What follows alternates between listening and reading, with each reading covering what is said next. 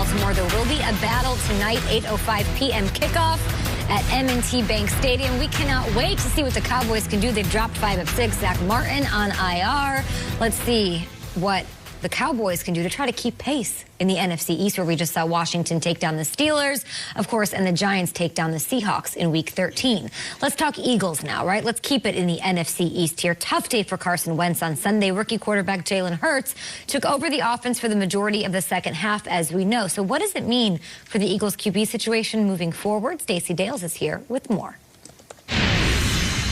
The 3-8-1 Eagles have lost 4 in a row, including Sunday's loss to the Packers. Quarterback Carson Wentz threw for just 79 pass yards. He was replaced in the second half by the 53rd overall pick rookie Jalen Hurts. He ended up with 109 pass yards. Head coach Doug Peterson on Monday remained non-committal as to which guy he would name the starter moving forward, though he did note how much he appreciated the spark that Hurts provided in the fourth quarter, especially. Of course, we all saw that 32-yard touchdown strike to receiver Greg Ward.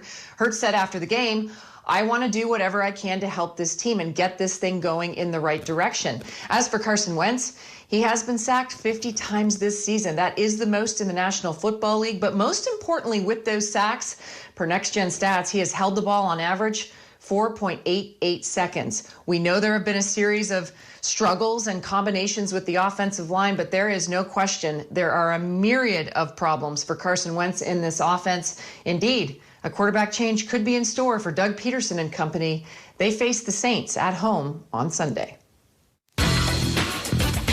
Thank you, Stacey. You mentioned a myriad of problems with the Eagles, and I can tell you this, WIP in the morning, it is on fire every morning right now, and it's not just Carson Wentz that is taking the heat. So here's my segment where I ask you guys questions, and you tell us whether you are in or you are out. Here is the statement. I will tee it up. First one's first. Let's talk about those Eagles. Okay.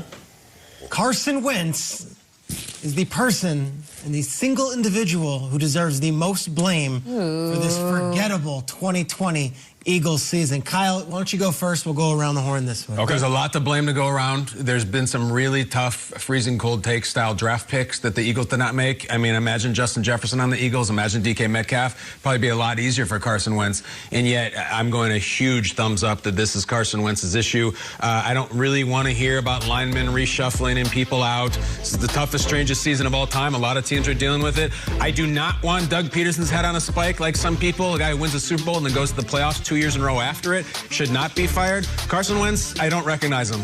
I know he's healthy between the ears. I think there are all kinds of issues that he's given months to figure out.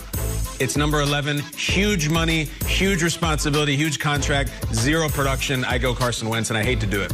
It's tough because he didn't have a bunch of people to throw the ball to last year, and he somehow got it done, right? So that's where I want to say that it's mostly on him.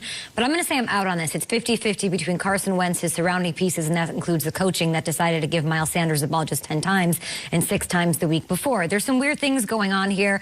I feel like he's under pressure every time he drops back. I know you don't want to hear about offensive linemen, but it's not all him. I think we put too much on quarterbacks sometimes. So I'm out. I think it's 50-50. Are you crisscross applesauce with your feet right now? I don't know. I'm just having a day. Right. You got your feet tucked up? Let me enjoy my migraine and just ride it out. Thanks. Speaking of migraines, I know that Eagles fans have had migraines all season long. Oh, yeah. As much as I want to say it's Carson Wentz, I'm not going to. And I'm the first guy to get up here and tell you about quarterbacks getting paid a ton of money, and because of that, they are responsible for the success or the failures of their squads. But when you look at the beginning of the season, the wide receivers didn't do anything to help them. Alshon hasn't been there. Even when he's out on the field, he's not there.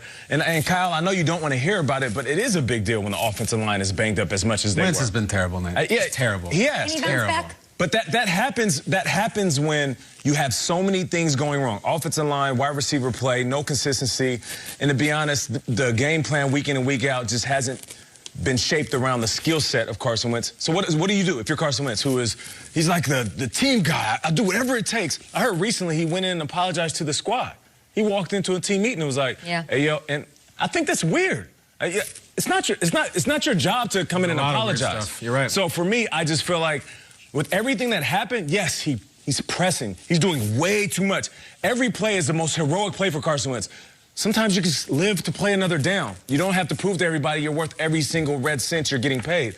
So I believe there's all these other variables that I could blame, so I'm not going to give him 100% of the blame. You're taking the field. I am. I'm taking the field. And he's part of the field, Trax. Yeah, that's you know true. what I mean? Okay, let's go on to the next one here. The Patriots play in 2 days against the Rams team in what is a Super Bowl rematch from a few years ago. And despite critics, some at this table writing them off, there they are, sitting right outside the wild card spot as we enter Week 14. So here's the statement. With 4 weeks left to go, the New England Patriots will find their way somehow into the playoffs this season. Nate Burleson, you in or you out? Patriots find a way to sneak in the AFC playoffs. I'm in.